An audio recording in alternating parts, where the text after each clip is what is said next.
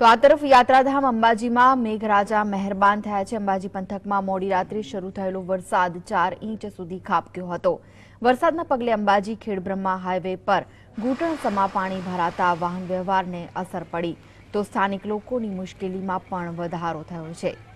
તો અંબાજી ખેડબ્રહ્મા હાઈવે પર પાણી ભરાયા હતા, જેના કારણે વાહન ચાલકોને મુશ્કેલીનો સામનો કરવો પડ્યો।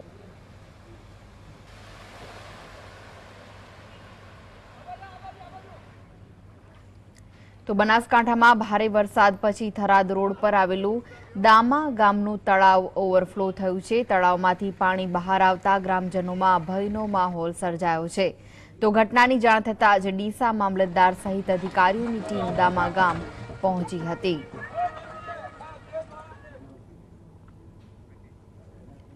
તો આ તરફ અરવલ્લી જિલ્લામાં ભારે વરસાદ વરસ્યો છે। જિલ્લામાં 24 કલાકમાં નોંધાયેલા વરસાદ પ્રમાણે મોડાસામાં 4 ઇંચ, ધનસુરામાં 90 મિલીમીટર, ભિલોડામાં 85 મિલીમીટર, તો મેઘરજમાં 68 મિલીમીટર, માલપુરમાં 62 મિલીમીટર અને બાયડમાં 60 મિલીમીટર વરસાદ વરસ્યો છે।